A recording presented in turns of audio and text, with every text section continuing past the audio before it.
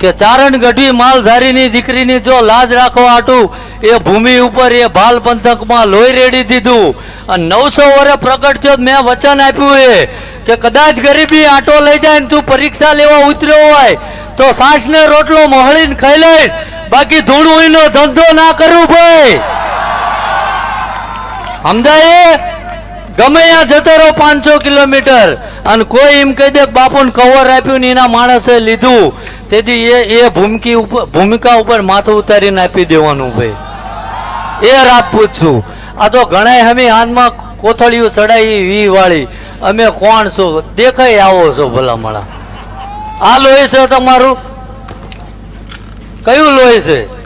અમારા બાપાએ આમ કર્યું આમ કર્યું, એના એ ખોટા ગાજરા મારવા મૂકો ભલામણા. જો તમારામાં એ લોહી હોય ને તો આજ મન જોયું નગર મારી આ ગાંધીનગર સાઈડ મારો પહેલો પ્રોગ્રામ છે. પ્રોગ્રામ તો ના કહેવાય કારણ કે હું ક્યાં ગઉં છું, પણ હાજરી પહેલી વાર છે અને મને એવું થતું હતું ગાડું અહીંયા જઈને અને હું પરચોય આપી દઈ, ધૂણું જરૂરી નથી.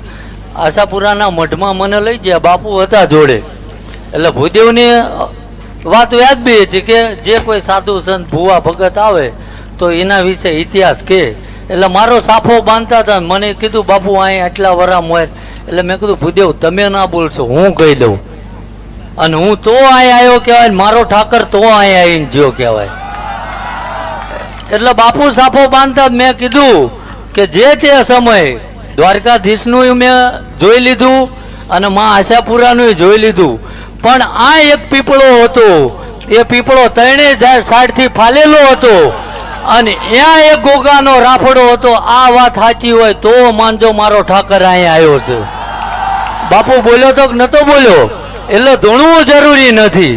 મેં નક્કી કર્યું છે કારણ કે કોઈનો વિરોધ નથી, મારો કોઈ ભાઈબંધ નથી. આ કોઈક ભુવાનો વિરોધ કરીને મારા મન પાડી દઈને કથા, જોકે પાડી તો નહીં શકે કારણ કે સોમનાથના શિખરે બેઠો ને એનો હાથ છે માથે ભલામણા એમ.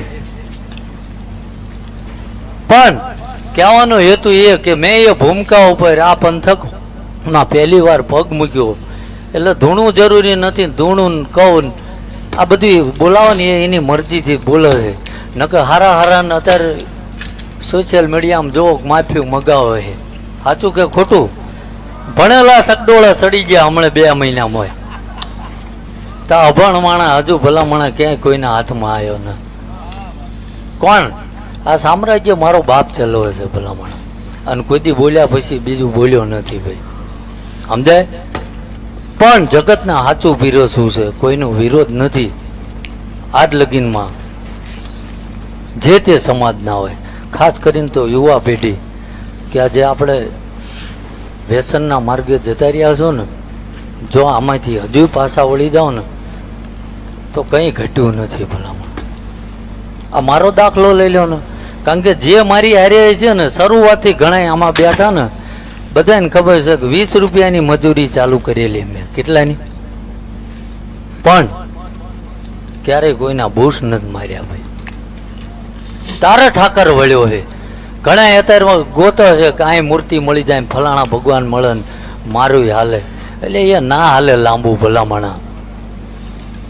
આ તો એ જે જીવીને જ્યાં ને અને એના હગડે હાલવાનું છે, અને આવો ને એને અડધી રાતે જાગીને હોંકારો આપીને થાળી પીરસવાની, આ એનું કામ છે ભલામણા. ઘર ભરવાનું નથી. ન મજા આવતી?